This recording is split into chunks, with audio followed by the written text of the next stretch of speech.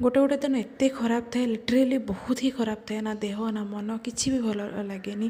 ତ କିଛି ଏମିତି ଗୋଟେ ଟ୍ରାଏ କରିବା ପାଇଁ ଇଚ୍ଛା ହୁଏ ଯେଉଁଥିରେ କି ନାଇଁ ଟିକେ ବେଟର୍ ଫିଲ୍ ହେବ। ବଟ୍ ଲାଷ୍ଟରେ ଏଣ୍ଡ ଦ ଏଣ୍ଡ ମାନେ ଏଇଟା କିଛି ବି ଭଲ ନଥାଏ ଆକ୍ଚୁଆଲି। ଏଠି ଯେମିତିକି ମୁଁ ଗୋଟେ ଫେସ୍ ପ୍ୟାକ୍ ରେଡ଼ି କରୁଥିଲି, ଟିକେ ଫେସ୍ ମସାଜ ନେଲେ ହେଡ଼େକ୍ ବି ହେଉଛି ତ ବେଟର୍ ଫିଲ୍ ହେବ। ବଟ୍ କିଛି ଲାଭ ନାହିଁ ଯେତେବେଳେ ଆମେ ଫ୍ୟାମିଲିଠୁ ଦୂରରେ ଥାଆନ୍ତି, ନିଜ ଦେହ ଭଲ ନଥାଏ, ତା ସହିତ ଫ୍ୟାମିଲିର ବି କିଛି ଡିଷ୍ଟର୍ବାନ୍ସ ଚାଲିଥାଏ, ତାଙ୍କର ବି ଦେହ ପା ଭଲ ନଥାଏ, ତ ଆହୁରି ମାନେ କଷ୍ଟ ଲାଗେ କି କାହିଁକି ଆମେ ସମସ୍ତେ ଏକା ସାଙ୍ଗରେ କାହିଁକି ରହିପାରୁନୁ, ଗୋଟେ ଜାଗାରେ କାହିଁକି ଭଗବାନ ରଖୁନାହାନ୍ତି।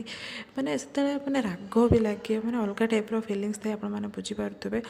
ତ ବହୁତ ଲୋ ଫିଲ୍ ହେଉଛି ଆଜି। ମାନେ ଦୁଇ ଜଣ ସାର୍ଙ୍କର ତ ଏଠି ଦେହ ଭଲ ନାହିଁ, ସିଏ ବି ଆଜି ଅଫିସ୍ ଯାଇନାହାନ୍ତି, ଘରେ ଅଛନ୍ତି। ସେପଟେ ଘରେ ବି କାହାରି ଦେହ ଭଲ ନାହିଁ, ତ ଏଠି ଦେଖିପାରୁଥିବ ମେଡ଼ିସିନ୍ ଖାଉଛି। ତ ଲିଟରେଲି ଆଜି ମର୍ଣ୍ଣିଂଟା ପୁରା ମାନେ ବେକାର ଥିଲା। ମାନେ ଲାଗେ କି ଆଜି ଦିନଟା କେମିତି ଜଲ୍ଦି ଜଲ୍ଦି କଟିଯାଉ ବୋଲି।